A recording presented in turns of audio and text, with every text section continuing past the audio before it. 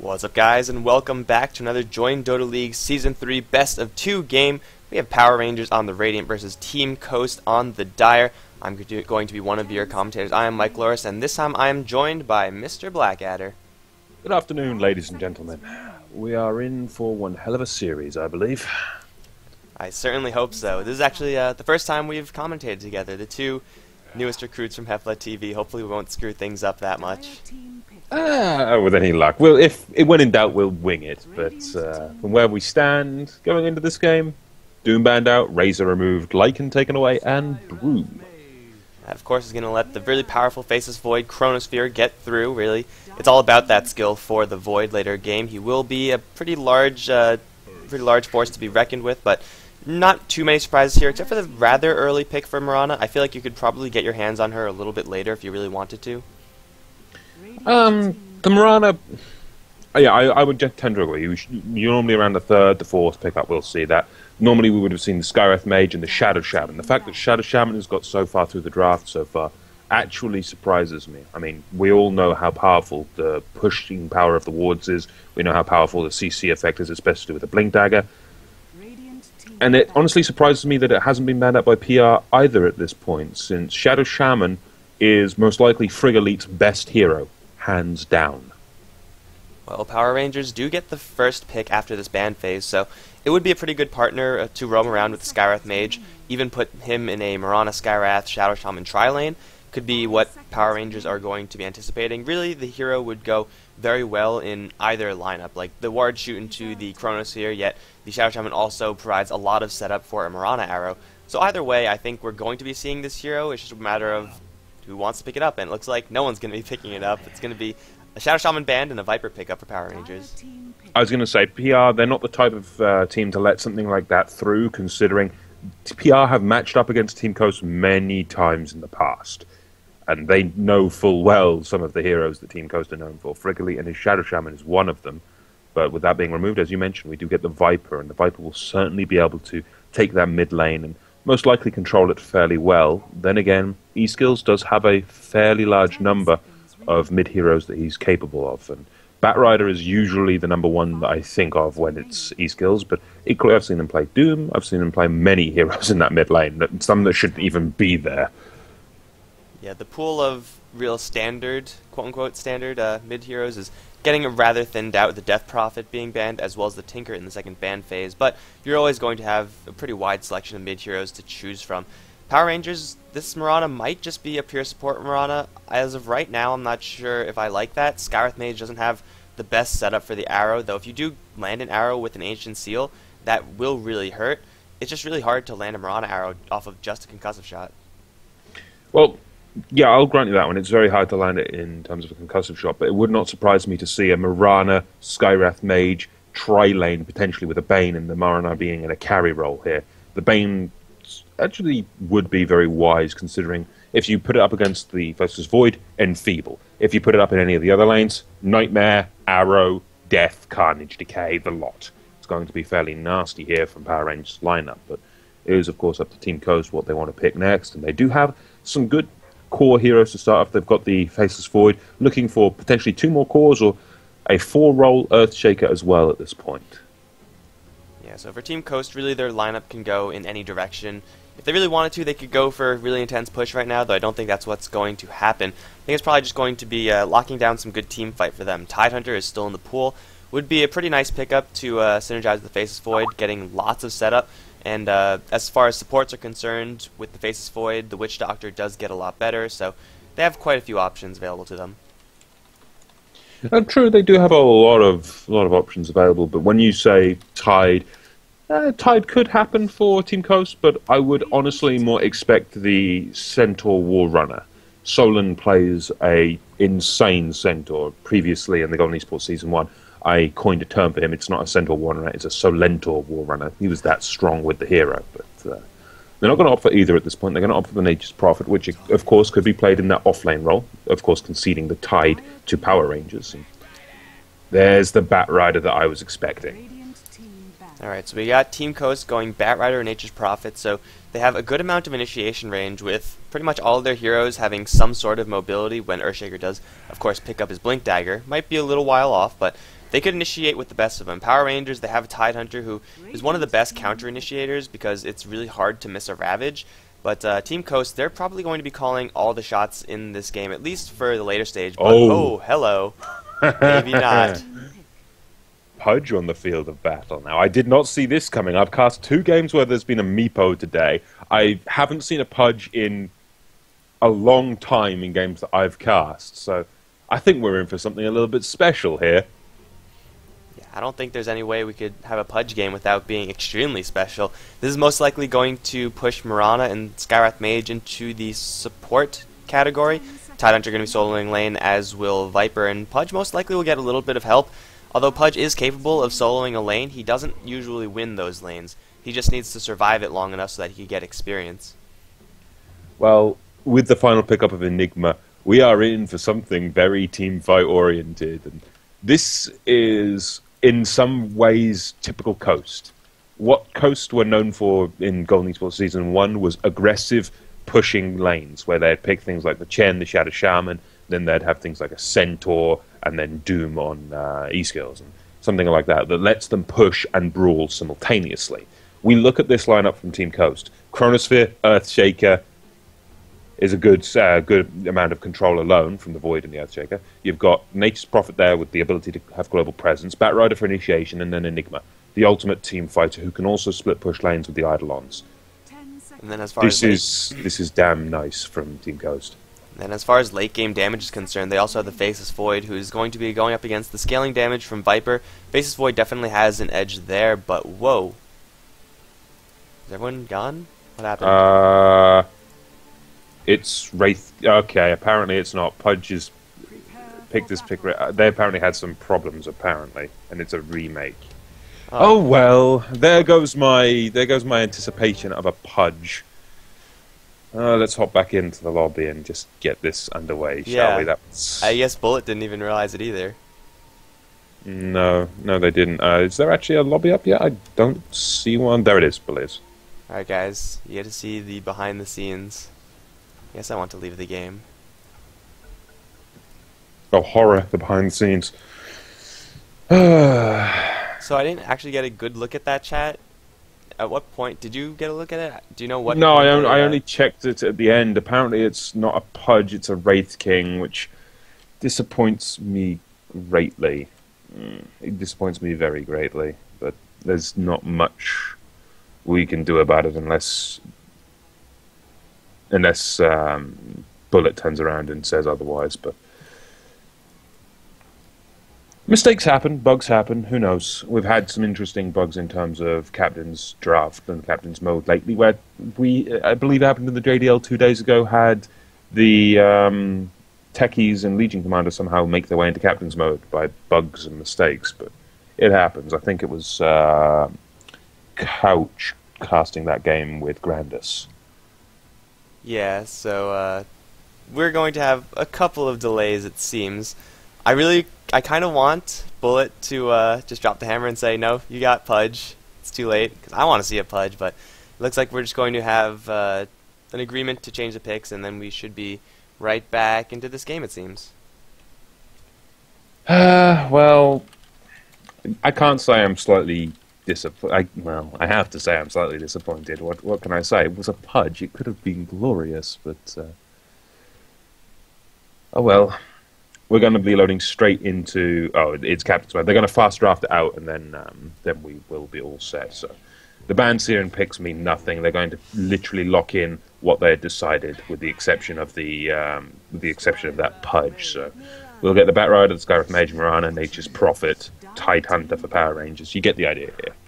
Damn, I really wanted to see a Medusa and Meepo game. What a shame.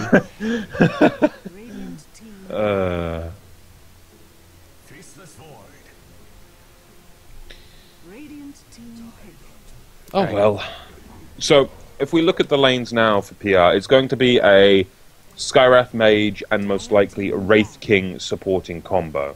Now, I've seen that combo 2 games in a row so far, and it is very valid. I mean, you've got the roaming power of the Wraith King combined with the, well, nuke it from orbit approach of the Skywrath Mage.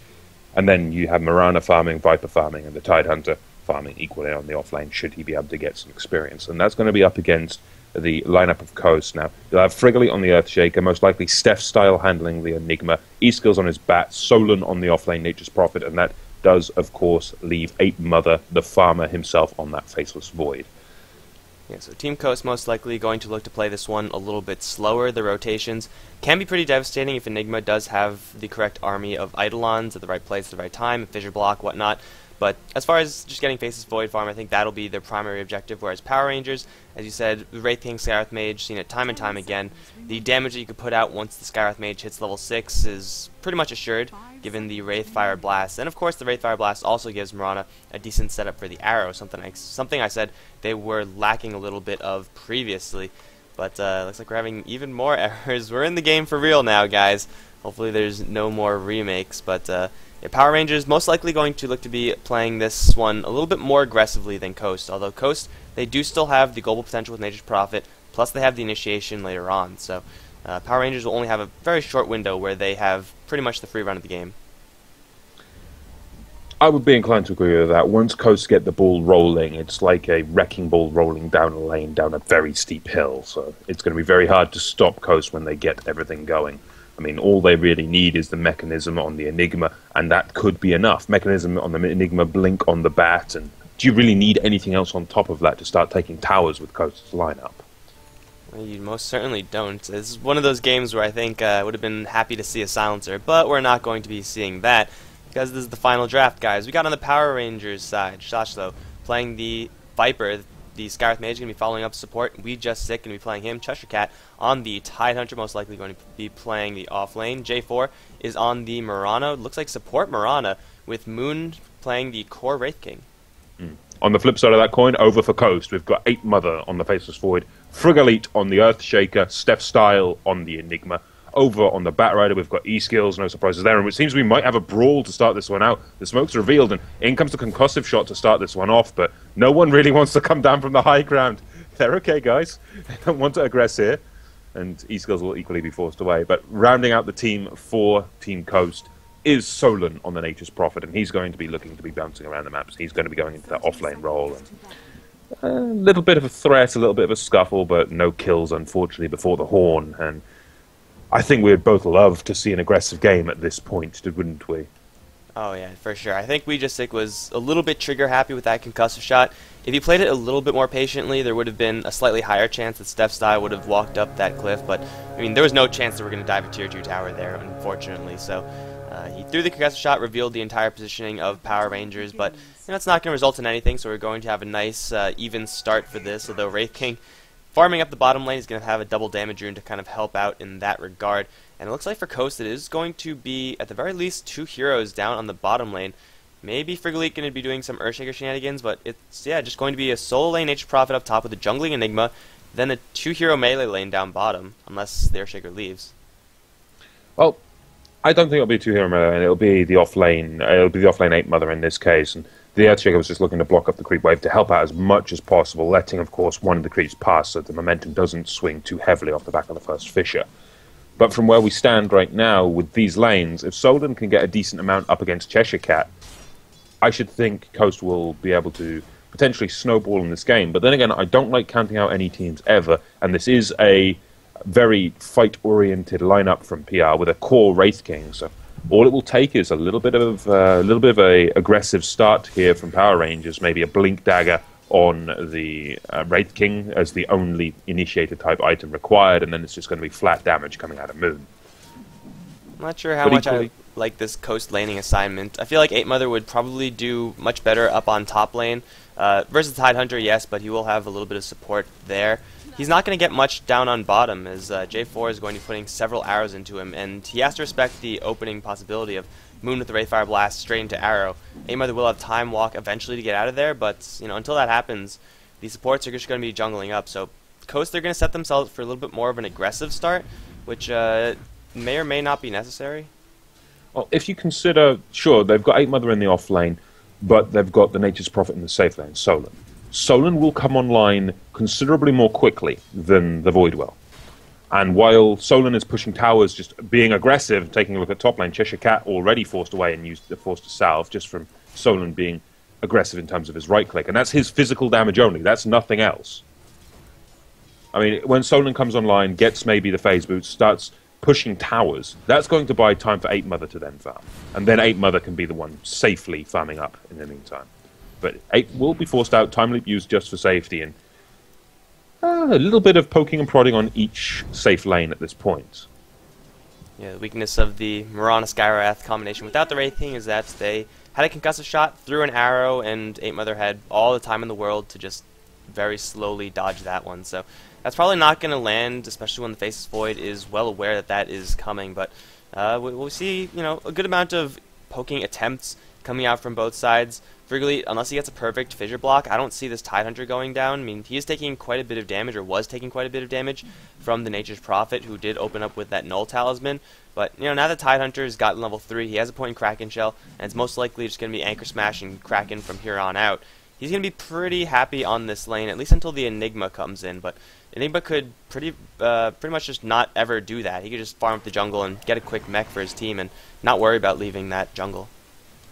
From seeing Steph Style play in the past, I wouldn't think he would just sit there and farm the entire game. He likes to come out of the lane and be aggressive. The heroes that I know him for are Chen and Enchantress. He loves to come onto lane very early and start pushing towers, and Eidolons can do the exact same thing here. All he needs is level 5 potentially for the 3rd point in Demonic Conversion, or potentially 7 if he wants to wait in the jungle a little bit longer just for the extra damage.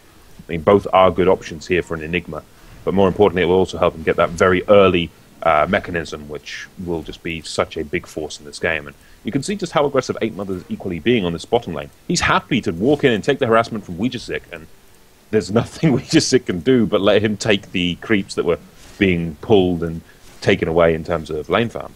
Top lane in the meantime, Fissure will block off Cheshire Cat, and then with the Eidolons plus the right clicks, they should be able to take down the Tidehunter. Best case scenario, he gets denied to the neutrals right now, but it looks like that won't happen. Solon's going to draw First Blood up on top off of a pretty nice Fissure block from Earthshaker, plus the Eidolons doing that damage.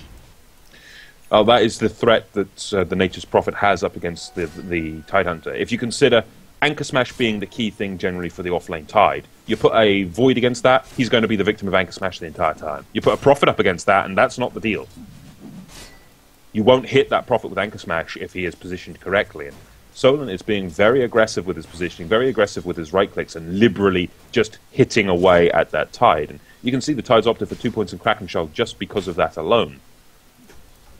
Especially now with those phase boots, this Nature's Prophet is going to be hitting very hard. But a little bit of an awkward situation in the mid lane. We have Skywrath Mage teleporting in, and I think this Fissure is just going to be cancelled. No, he's going to throw it out anyway. And yep, but now we get the slow onto Frigolite. No, Frigolite will potentially go down here, especially with the Viper coming on the sidelines. The Ancient Seal is there. He's got no escape from this one. One more right click, and the Viper will clean that one up. He had no recourse to escape that. Yeah, that was... I think it might have been just a little bit too late, as we do see an arrow flying and hit onto E-Skills. Free-handed that arrow. Now the Viper just going to slowly lay into that Batrider. Going to get himself a double kill very early on. An excellent start for the Viper. Really, you can't ask for much better situation. He's gone for a very aggressive build, 3 points poison attack, and putting that one to good use. I assumed that he had not 3 points in poison attack, so that his damage and the lockdown and the Earthshaker wouldn't be as high, but it certainly came to use there. Generally, you could see the poison attack build is the least common of all three. The other one that we will generally see more often would, in terms of damage, is the Nether Toxin build. In fact, that actually might do more damage over the course of a single kill. I would have to do the napkin math on that one, and I can't do that one on the fly. Top lane, Solon could be in a lot of trouble as he does eat a Gush and a Concussive Boss. In comes the Ancient Seal, and they need to defend this. They need to keep Solon alive, and Official will defend him at least for a few more minutes, but Cheshire Cat's going very aggressive. But the blocks coming out from Frigolite stop the Anchor Smash hitting, and Solon should be safe. Arrow will fly, unfortunately not going to connect this time. Well, the Wrath of Nature does fly through, drops to J4 very, very low. Steph Style already used the Malphus, going to drop some conversion on J4. I think it will just be enough. It will. Those little Eidolons doing so much damage to that Mirana, plus the Wrath of Nature, which was just recently picked up by Solon. And now with a nice army of Eidolons, plus a couple of Treants, I don't think they're going to be able to take down this tower fully with Tidehunter still around. He has a Ravage if they want to force a fight, but Coast, they're looking to put a lot of damage on here. And now with E-Skills rotating in, they may just well look for another fight. Tide has a couple tangos coming in, but if he gets caught with a lasso, he could very well go down. There's the Fissure from long range, plus some fire, plus the lasso, right back into Steph Style. Burning the Tidehunter down, easy kills for E-Skills, and now the tower is most certainly going to fall. The tower was potentially going to go down anyway. The Tide had no way to defend this, and really, at this point in the game, PR do not want to commit TPs to defend a tower that's pretty much guaranteed dead anyway. I mean, what can you rotate up there? You could rotate the Mirana and the Skywrath Mage, but when you've got 3 heroes already set up on the tower with a black hole ready to go, you don't want to take that fight, and you really have no recourse but leave it to fall. It's one of the downsides of PR's lineup here. They can't really fight into a lane that's already got its full setup, the Treants and the Eidolons on lane, plus the Enigma. Really, their best tool against that would have been that Ravage, and it's still going to be their best tool moving forward, because, honestly, Power Rangers, they lack a little bit of AoE. I don't think they expected this Enigma as the last pick, so they figured Nature's Prophet, Treants, that's manageable without a huge amount of AoE, but with that and Eidolons attacking from melee and range, you need some sort of AoE skill outside of a Ravage in order to deal with that, and well, it looks like we're going to see more aggression over in mid. Faceless Void has a Chronosphere armed and ready to go. Just one single sight on a hero, and I think he's going to pull the trigger. Batrider trying to make himself look tasty, but I don't know if Cheshire Cat's going to take this bait. I don't know. Going straight onto a Tide as well is generally a pretty tall order, considering you'll only catch him in the Chrono, and you've still got J4 lurking nearby, as well as... I'm going to miss the name so much. The Viper's name, how do you pronounce it? Shachlo? I have no idea if that's right. Sashlo. I'll go with Sashlo then. The Sashlo, it would be nearby as well, and we've already proven this Viper has a lot of potential for physical right-click. So I don't really think you want to pull the trigger and Chronosphere the Cheshire Cat alone. Yeah. But you can see the rotation. It's something that Coast realised. They can't just commit to that one. Solon's going to rotate into the jungle. Top lane, the farm will now be by 8 Mother. And now we just see the potential, just for a few seconds, to farm up. Steph Style, how far is he off the full mechanism? He's only 900 gold away, so we could see a mech push coming up in about 3 minutes' time at most.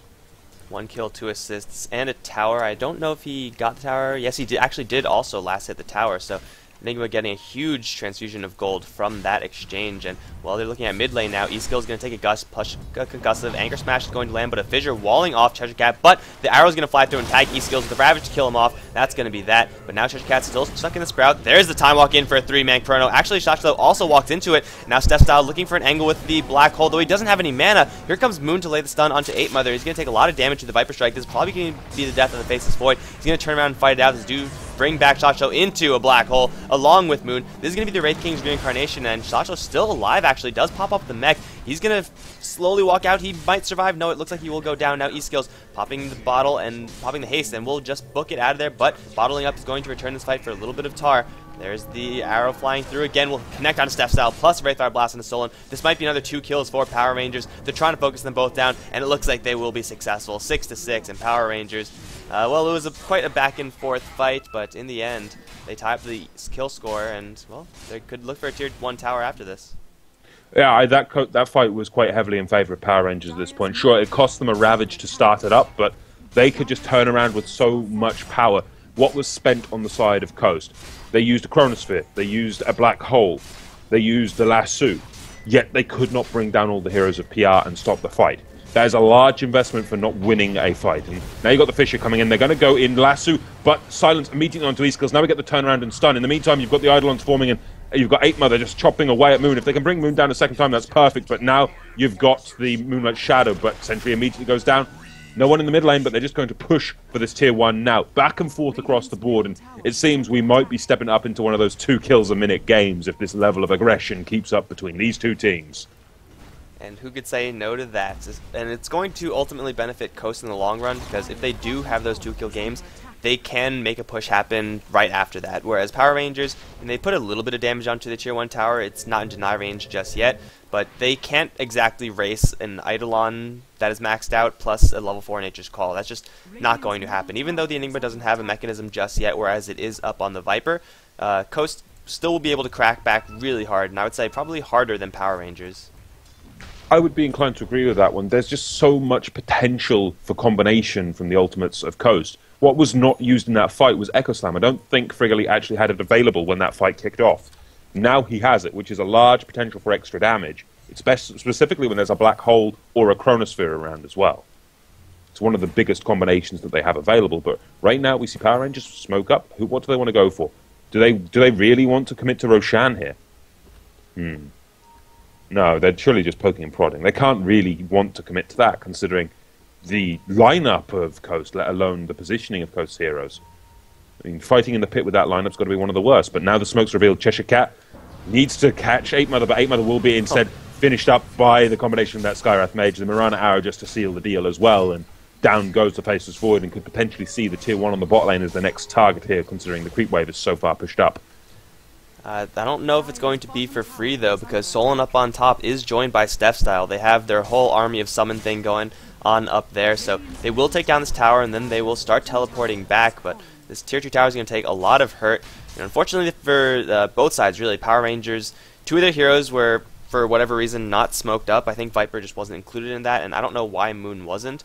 If they were all smoked up, the chance of them going for Roshan would have been slightly higher, but having 2 heroes revealed means that that's an absolute no-go. But they get a kill on the Faceless Void regardless, who kind of put himself in an awkward position. But either way, it's going to be a kill for Power Rangers plus a tower, and well, Shachlo is going to go right back up to the top lane, defend against that unit-based pushing of the Viper. He's got to be a little bit careful potentially, but we do see Cheshire Cat stalking targets to the Invis Rune. Has a Ravage. Going to open up with the Gush. Arrow's going to miss, though. Frigleet's still taking a lot of damage with the Wraithfire Blast, trying to Visor. Here's the Chronosphere and the Wrath of Nature. These are 2 tanky targets. Steph-Style does have a Black Hole. Will land it straight after. That's going to be a nice combination with the Echo Slam as well. They're going to bring down the Tidehunter. They should be able to bring down the Wraith King as well, and they do. No Reincarnation for another 40 seconds there. Coast spend a lot of time and a lot of spells in order to kill those 2 heroes, but in the end, they do get them. They also stopped the Ravage being cast not once but twice. They literally perfectly changed their ultimates together. As the Chronosphere was ending, Black Hole dropped, and then midway through the cast of Black Hole, they dropped the Echo Slam just to finish the Tide off. And that use of ultimates, sure, may have been excessive in some approaches, but it's still more than enough. But mid lane, in the meantime, they do get the jump onto Ouija Zik, and unfortunately, E-Skills cannot finish him alone. The tier 1 will fall in favor of Power Rangers, and we have a little bit of a scale back in terms of aggression, but Cheshire Cat now getting involved on the bot lane once more. Leap away by 8 Mother, and in comes the mass TPs. Arrow going to fly, not going to connect. Solon TPing out there. He wants nothing to do with this, and the same for 8 Mother. No one wants to get caught here, and Steph-Style might be the last one to escape here. Potentially could get brought down, but there is no range. There is no stun available that can lock Steph-Style down and kill him off. Yeah, they tried for it with that leap, but ultimately the bonus movement speed not going to be enough to propel the Viper into range with that Viper Strike, which, if that happened, definitely would have been a kill, but everyone from Coast does manage to escape, and, well, they don't bring down the tower, but they are getting a lot of just forced rotations out from the Power Ranger side, like forcing 5 heroes down to the bottom lane through use of TP or just by walking for the Mirana is pretty nice for Coast because they have the mobility advantage. Nature's Prophet was up on top pushing all the while, and if they could keep doing that, you know, keep Power Rangers off balance, then they're, well, Steph-Style going to hit with the Wraithfire Blast plus the Mystic Flare. He's going to dry up instantly. Enigma did not see that one coming. No, this is the really threat of Power Rangers lineup. You've got that Blink Dagger now present on Moon, and all it takes is one blink, one initiation with the Wraithfire Blast, and that's the end of a fight, in all honesty. The Ion Cannon, effectively, that is the Mystic Flare, will just obliterate a hero, specifically if it's the Enigma. And this is why the Enigma will require a BKB in this game. If he can't get a BKB, he will be the target in these fights. They isolate and bring down the Enigma, the Black Hole's then disabled, and that is match point in terms of a fight towards Power Rangers. And Power Rangers have shown they know exactly what they want to do in terms of their strategy. It just comes down to, can they keep the strategy going? Considering this entire time, while Steph-Style was dying, Solon has been pushing lanes. He's been playing the split push Prophet. You've already got damage on the tier 2 tower. He's got a Necro 1. He's got himself a Midas. We're looking for a Necro 3 onto him as soon as possible. Yeah, and that's, of course, also going to reveal the Moonlight Shadow. He's going to pretty much make his home up on the top lane, where it's pretty much always been. I mean, he throws the Wrath of Nature occasionally, but for the most part, it's jungle, jungle, jungle, up to the top lane to pressure whenever more Power Rangers heroes are visible. 8 Mother on top lane, going to go for J4. With the Wrath of Nature, he might be able to get it. Needs one more hit, but the Wraithfire Blast just in time. Now 8 Mother going to take a lot of damage. Blink forward from Moon. Will get with the Malefice, though. We just sick coming around from the side, but it looks like everyone from Coast should make it out alive. Faceless Void getting a little bit too over-eager with the damage output he can put out, but another Wraithfire Blast on a Steph-Style with that Ion Cannon, and Steph-Style is going to be slowly brought down. There you go. Ouija Sick is going to get a dominating streak off of that. The Blink Dagger Wraith King providing some serious value for them. Still the bottom lane is going to be pushed, so nothing is free for Power Rangers, but they do get the kill on the Enigma, and they don't lose any towers.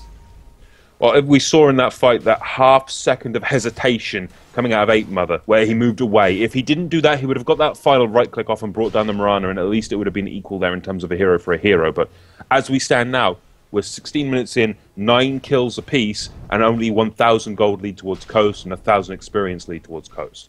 This is anyone's game still at this point, and we do have items coming online for Power Rangers. They've got a 4-staff available for the Skywrath Mage. We're not far off a Blink Dagger for the Tidehandler should he want one, but Cheshire Cat might opt for a pipe here equally, because that pipe will also mitigate a lot of the Wrath of Nature damage. Yeah, most likely it's going to be Coast doing the initiating, as we said before, so Tidehunter's Blink Dagger isn't really that much of a necessity, since most likely the Coast heroes are going to be coming to him. And at that point, you have to get the pipe to defend against the Midnight Pulse, the Echo Slam, the Firefly, all that ugly magic stuff, and, well, no one else on the Power Ranger side is likely to build a pipe with the exception of maybe a Viper would do it, but he's going to be going for an Aghanim Scepter, so he needs to be doing the damage for Power Rangers because no one else is going to.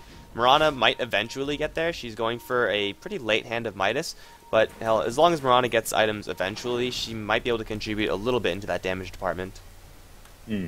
Well, if she goes for maybe a Maelstrom, that will be a viable option here, because that will bring down a lot of the minions at least, and we get an ion cannon combination onto the Frigolite and he'll go down. We just can blow a hero out of the water at this point, and just the strength of the Skywrath Mage getting the solo kills like that has just assured him level 11. Now he's got level 2 Mystic Flare. It's really a worrying point in time here for Coast if they can keep falling to this Mystic Flare of Ouijasik. That's a level 11 Skywrath Mage. He's only one level behind his primary carry. Of course, if you do have a score like 504, you would be expected to be very highly leveled, and Mirana is going to be recovering with the Hand of Midas as well, so all the supports from Power Rangers looking pretty good. It's not to say that the Coast supports are looking bad. I mean, the Enigma's getting quite a good amount of farm as well, but Power Rangers, their Skywrath Mage is able to 100-0 pretty much anyone. Now, Shasha's going to run solo with the Necro units. He's just going to try to teleport out, and he should be successful because there's no stuns coming in. Enigma without a Blink Dagger to get close enough or anything like that, so forcing the TP out from the Viper and putting more pressure up on top, but Nature's Prophet just flexing his muscles for now. Well, honestly, they needed to get a stun onto the onto that Enigma, onto the name failing me. They needed a stun on the Skywrath Mage, wasn't it? Viper? No, Viper, yeah. They needed a stun on the Viper before he managed to TP out, and if you had the Blink Dagger on Step Style, sure, but then you're going to be sacrificing the mech for that. I mean, it's not really a call you want to make when you consider Steph Style has done so much with that mechanism already in terms of trying to prolong pushes and in terms of trying to save his teammates with that mech. And what would you prefer, honestly, the Blink Dagger or the mechanism on that one? Oh, I'd both rather have the their mechanism. uses, but Yeah, I would agree. The teamfight power of Power Rangers, considering Ravage, considering the Starstorm of the Mirana, I think I would prefer the mechanism as well. And from where we stand, I mean, we consider Solon continuing to aggressively farm up in the enemy jungle. He's almost got 1,000 gold to his name again after having that Necro 3. He's going to have a large amount of pushing power available to him, and it's going to be the next few fights which will really dictate the pace of this mid-game. Considering from where we stand, Power Rangers, they are starting to get these big Tier 2, Tier 3 items online, and that's the worrying thing here. I'm mispronouncing the Viper's name again. Yes, well, his name is Viper now. Yeah, his name is Viper. Viper is going for the Aghanims, and he's only a mere 1,400 gold away from that. So all it will take, honestly, is a good Viper strike to potentially slow down the Faceless Void in terms of his attack speed, to mitigate pretty much all of the damage he can do in a Chrono near enough, considering how big a detriment that is to his attack speed. Cheshire Cat over on bottom, trying to hide, but he has been revealed. E-Skill's going to blink forward, but miss. It looks like with just the units, they will be able to clean up this tower, and Cheshire Cat should be fine. Looks like he has gone for that Blink Dagger after all.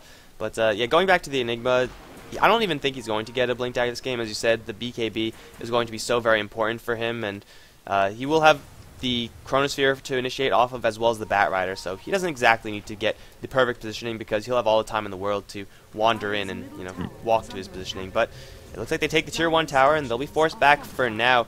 And, well, they're going to throw the rest of the summons at the Tier 2. Going to put some pretty good damage onto that.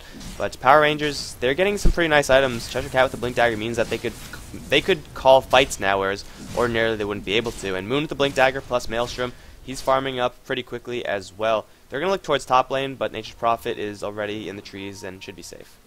Yeah, Solan's not going to get caught up by that. He's hiding right on the far side, the least likely place, and he's just going to TP mid. This is the kind of rotations I have come to expect of Solan. He is usually very map aware, usually playing the initiator type heroes like the Tide. I've seen him play Nyx, and I've seen him also play very heavily the Centaur, as I mentioned earlier. But seeing him play the Prophet like this, it does not surprise me. He is aware exactly where Power Rangers are rotating, exactly where Power Rangers are at near enough all times. It's that kind of game sense which dictates your standard player from who will become the pros. And Coast have always been a team that you have to respect for just their sheer determination a lot of the time. Sure, they've had a tough run in terms of tournaments lately, but when they took part in the TI4 qualifier, they had only been together as a team for maybe a few months, minimum. Right. They're looking to, at least at the very least, stand toe-to-toe with Power Rangers, who are about at, I would say, about equal as status as you were describing, but bottom lane, Moon's going to be jumped upon. Doesn't have any more mana because of those Necro units, and they invest a Black Hole. Don't know if that was entirely necessary, but hey, they got him. In the meantime, Treasure Cat going to try to jump onto E-Skills, but a quick blink away from the Bat Rider. Did have a Gem of True Sight on the Bat, so he saw that one coming from a little bit away, but hell, it's a free kill on the Wraith King, and these Necro units, the mana burn is going to be a pretty large nuisance for Wraith King. I don't think there are going to be any more books being acquired, but still, that's all you need, really, just one level 3 book. Yep, that will completely neuter the mana cost of Wraith King, and that's how you deal with Wraith King, mana warfare. But as we stand right now, Cheshire Cat could be potentially caught out. We do have all of the summons and all of the pushing power coming towards that bottom lane once again, and without the Wraith King to defend, this could be the edge PR need, especially considering the Viper does still not have his Aghanim Scepter. Same for Cheshire Cat, he doesn't have anything towards that pipe yet. He does have a dagger and Ravage ready to go, but is that enough at this point? And Coast, they have a Bat Rider who does have that lasso, plus the gem, so they're going to try to wrest control away from the jungle of Power Rangers, and looks like they will get most of the wards there. There's one sentry that's going to survive, but it's not really doing anything, so I don't think they really care. Power Rangers, they're forced to group up because they know that if they don't, they will just be picked off by the Bat Rider. Like, Bat Rider will be less inclined to jump in when he sees 2-3 heroes there. So that means that Power Rangers will keep themselves safe, but at the same time they'll be farming less. And now they're going to smoke up. That was completely undetected by the Coast side, so it looks like the only person in danger for now, it might be the Faceless Void, or possibly Frigolite if he goes down to the south. Well, Tidehunter's leading the charge, and it looks like they're going to go deep and probably not find anyone. Well, if they want to rotate through the jungle, they could potentially find the Earthshaker or the Bat Rider, but the Coast members are already out of the jungle. They don't really want to risk getting caught. And a smoke like this, when you're off of the map for so long, everyone will just get safe. You can see the positioning from Solan. He doesn't want to get caught out. The positioning from Stefstyle is very much the same. They realize there's been no heroes on the map for a good 25 seconds. Let's get the hell out of Dodge. Well, now they reveal themselves as they try to chase down the courier. Really clear that Power Rangers were doing something sneaky because the mid lane would have been just perfect farming territory for any of the Power Rangers side, probably the Wraith King, but seeing as though that's going to continue pushing in, it's pretty damn obvious for Coast that they should be backing off, and they all do get out of there scot-free and keep themselves alive, so pretty well done by them. And now, well, they're going to mobilize down in the bottom lane. Everyone except for Stefstyle, unfortunately, so they won't have the Eidolons in order to add to this push, but Shashlo is going to be jumped upon with the Chronosphere. They should have enough damage to bring him down, especially when Bat Rider jumps in, just to add that small patch of fire right over the Viper. Going to be a free kill there. And now for the tier 2, well, all the creeps are still attacking, even though the Fissure is seemingly blocking it. They will take this down, and Power Rangers, I don't think they're going to want to go in, although there's a blink for a Ravage. Will land only on E-Skills with the Mystic Flare. There goes the Bat Rider and the Gem. And Moon's going to blink forward for Solan. Let's see how much damage he can put out to this Nature's Prophet. TP out, and Arrow will be blocked by a creep. What a hero. Coast, they get away with everyone. They only lose one in exchange for almost a tier 2 tower, but that's going to be denied as well. Power Rangers, they take a decent fight there, and they get the gem. Yep, they did, and well, Power Rangers, that's pretty much the perfect fight for them. They take the defense of a tower. They manage to hold it just within deny range as well, so this can be taken out if they really want to, but it is the tower that gives them the easiest access to Roshan. They equally did get the gem, as you mentioned, which is going to help in terms of any kinds of funny shenanigans, but I don't think it's going to be used for much other than dewarding. And they do get the kills, as we mentioned, and we can look at the graphs and just see how this is impacted. Coast, they had what was nearly a 4K advantage, and it's starting to be dented here. But the most of this gold lead, in terms of on which hero it was on the Nature's Prophet, who's literally been rotating around, farming as best as he can. And he does have the Blink Dagger, as well as now building, in my mind, towards a Sheep Stick. So we could potentially see the brawls start to pick up in frequency, specifically if this Sheep Stick gets completed within a relatively easy amount of time.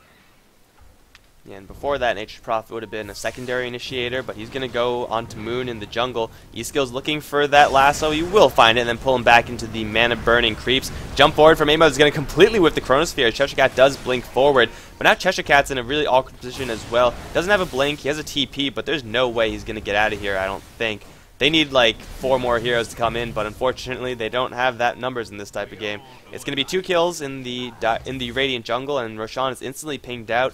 Coast, they need a small army of Eidolons and Treants, but they should be able to take Roshan if they really want to, but it looks like instead they don't. I reckon they could take Roshan if they want to, but no. The play here from Coast will be a case of they're going to turn around and they're going to get the tier 2 on this bottom lane. They're going to take this out before any form of Roshan, because as I mentioned earlier, it is the tower that gives the Radiant side the easiest access to that pit. So taking that out of the game will be a big factor here, and that's going to be the first order of business. The second order of business may be to take Roshan, but I would be inclined to say they're going to look for a pick and a team fight and then go for Roshan first. While we do say they can take it, I will agree. Will they take it? I say they won't, just because their ultimates are now coming online and they are in the place where they can fight. But the tower does get denied instead from the rotation in from Viper, and we should be all well and good. But arrows will continue to fly towards Roshan just to reveal and check it, which is a wise move from Power Rangers since we both did agree it was an option. And from where we stand, Coast can comfortably, in my mind, initiate the next team fight. But they must be the initiators. They have enough to initiate any of these fights, and they need to lock down the tide, ideally during a black hole. And that could potentially be a tall order. Like, luckily for the Tide Hunter, he dodged that Chronosphere, but then he jumped himself right into a very possibly stickier situation. So for Power Rangers, that fight was not indicative of fights to come, hopefully, for them. I mean, they have the Blink Dagger initiation from the Wraith King, but as you said, with the Hex possibly coming up for the Nature's Prophet, he's going to be moving from a secondary initiator to potentially a primary initiator. Of course, he'd rather have the Bat Rider go in first, but if Nature's Prophet finds anyone, he could kill them off pretty swiftly with the damage the Necro units are putting out. And, well, right now, Power Rangers, they have 3 smoked up in the middle lane. They're going to rotate northwards, possibly to find the Faceless Void. And can they get the opening? Yes, they will. Silence, and then the Mystic Flare. Arrow's going to get the last hit, and 8 Mother's going to go down. Nice little opening for Power Rangers to put a little bit of damage onto a tier 2, but bottom lane is being pushed, as is top lane. I don't think they could actually get the tower down, especially the fortification. They're going to be forced back. Yeah, they're going to be forced completely back, but still, Power Rangers will at least work on this tier 2 in the mid lane and exchange, and if they can get this, it's going to help them out in terms of fixing the gold disparity between these two teams. But the threat that we saw happen to Void, the, well, in my mind, problem that is the Mystic Flare. How do you stop that? You're going to need a BKB on the Void. This game, that is a near enough certainty, and you can already see 8 Mothers building towards that BKB. He's only missing 1,007, about 300. No, what am I on about? He's missing about 800 gold to having that full BKB. But Viper, in the meantime, will be the focus here by the rest of Coast, and this should be an easy cleanup. But they will commit the black hole just for certainty, and Slashflow will go down. But in comes the Mystic Flare and the Ravage. Mystic Flare doesn't connect though, but it does not matter. There is just too much damage coming out of Ouija Zik, and he'll clean up too. Unstoppable spree now for Ouija Zik, and can they find anyone else off the back of this one? E-Skill's going to TP home, and in all honesty, a better trade there for Power Rangers than for Coast. And now it's a case of Roshan. Cannot underestimate the tankiness of this Viper. He has maxed out corrosive skin, he's got the mech, has Aghanim Scepter. I mean, I don't know if he was at strength treads during the brunt of that, but he's extremely, extremely survivable. And Coast, they burned not only that black hole, but they also used an Echo Slam. But 8 Mother going to go into the Roshan pit, catch 3 in the Chronosphere, and work on J4. He will be able to bring him down. The Lightning doing a little bit of damage to everyone else as well. We just will force staff his way out of there, but I don't think he's going to escape E-Skills. And now the Wraith King will bring down the Faceless Void in the end. This guy just going to go to town, but he's dropping fairly low, and he does have Cheshire Cat to support. E-Skills is going to lay some fire everywhere, but Moon life stealing up and keeping rather at equal amounts of HP. But now there's the reincarnation. Frigolite is up on the high ground, has a fissure, will land onto Moon, but Cheshire Cat going to jump up to the arena where E-Skills is trying to desperately to flap against the trees. He's going to use the lasso, but the Wraithfire Blast is going to kill him off in the end. More Coast Yep, and they get a gem off the back of that one. Cat out of the trees, but the Force Staff down means that he's not even going to care about that. Solan's going to jump forward. He doesn't have Necroboot units, though he does put the Sprout onto Treasure Cat. Viper has now arrived in this fight, and Solan's being forced to teleport out again. No Wraithfire Blast to cancel that one, but Frigolite I don't think is going to be as lucky. He's going to throw out a couple stuns, but he's being chased down by 2 Angry Strength heroes and a Viper. He's going to blink away from the Wraithfire Blast, and it looks like he might just survive. The Fog of War working out for him as E-Skill is up on top, is going to get hit with a nothing. It'll also be dodged. Shoshlo will have a Viper Strike up soon enough, but Sefsal going to jump forward, as is everyone else. Going to push right back into that Midnight Pulse, taking so much damage from that, and with the Sprout, he's going to go down. The Fissure securing that, and now Moon going to get hexed up. They need to lock this Wraith King down a little bit more, but I don't think they have any more disables. They're going to jump forward for an Enchant Tome that's just barely going to clip the Wraith King. That's going to give Coast a lot more than it really looked like, and Roshan will drop it down to about half HP. They have a good amount of units, and they have a hero advantage. They could go for that, or they could go for a mid lane push. Looks like it's going to be the Roshan first, maybe the mid lane push after. Well, yeah, I would completely agree. They're going to just get the Rosh, get the Aegis, and then look to exert their control mid lane. And off the back of that one, they could potentially look to take at least tier 2, maybe even start threatening towards tier 3 when we consider Black Holes available in 40 seconds. They have the Chronosphere, they've got Echo Slam and Lasso. They have everything they could possibly want, and Solan can blink into any fight that he pleases. And we consider Solan is level 18, 19 now, and he's still farming strong. He's got his sheep stick to boot. They have enough control on the side of Coast. Honestly, they do. And it's only a matter of time in my mind before we start to see Coast use that pressure that they've developed throughout this game and pressure the tier 3 and ranks. I mean, we consider the gold lead. The gold lead is only 7.5k. That is not much. Experience, only 5k. It's a recoverable game here for Power Rangers by any stretch of the imagination. I wouldn't even want to call it a comeback if PR were to win, because they are not behind by much. It is close either way. But from where we stand, the Wraith King, how is he looking? He's got himself a Mjolnir, he's got himself the Midas, now he's trying to get a BKB. And the BKB is going to help him out, at least dodge some of the damage. But the big problem here is the number of CC and ultimate effects on the side of Coast that go through that BKB. He can be jumped by the Batrider, 8 Mother in the Chronosphere, or the Black Hole. All of these add up. And the entire side of PR have to play around that fact. The initiation and the teamfight combination of Coast far outweighs the level that PR can levy themselves. Equally, as we do see for the Enigma, he does have his Blink Dagger now, and Steph Style would not surprise me if he wanted to go for a BKB before we see that tier 3 push. The BKB will be such a big thing, not being able to be stopped at all by any hero on the side of Power Rangers, at least short of an Abyssal Blade pickup. But we do get the Desolator now for the Nature's Prophet as well, and he's going to be looking to at least do a good amount in terms of physical right-click damage. Going to be able to bring those towers down quicker, and from where we stand, the towers that remain, the split push power of the Prophet, everyone is going to have to be on guard, really, for Solan TPing in and trying to take a tower.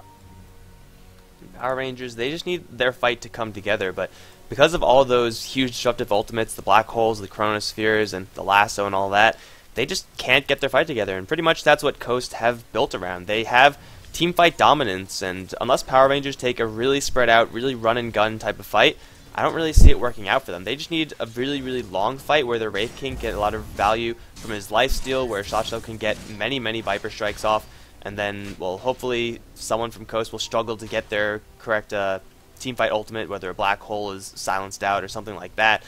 It's a lot to line up that will give Power Rangers a fighting chance, because so far, Coast have been playing this rather well. They've been split pushing when they have to. They've been dodging fights that weren't really going to go well for them. And they've been taking the fights off of initiation from them. And that's really where their lineup excels, the initiation. We've already went over this time and time again. Batrider and Chronosphere, you pretty much can't get better initiation from that, whether it's single target from the Lasso or a whole bunch of heroes with the Chrono. Power Rangers are always going to start the fight pretty much at a disadvantage, unless they get some miraculous initiation, which is possible, but unlikely. Well, we've got to consider also, now we've got a BKB present for Moon on the Wraith King, and he can look to at least stand a little bit stronger in these fights, assuming he doesn't get picked off by the Batrider, and he almost did right there. He almost got isolated bot lane. We do have another fight breaking. Already we've got an Enigma for a Viper trade, and in comes the Nature's Prophet. His pressure being anywhere on the map at all times. This is what we were saying earlier, and now you've got the Necro 3 unit as well. This Moonlight Shadow does nothing under the presence of the Necro 3s, and I'm surprised we aren't seeing this pressure continue. They were looking for Wijasik, but Wijasik is far enough away and safe. Doesn't want to risk getting caught out, but there is a courier kill as well on the side of Team Coast. They managed to bring down PR's courier.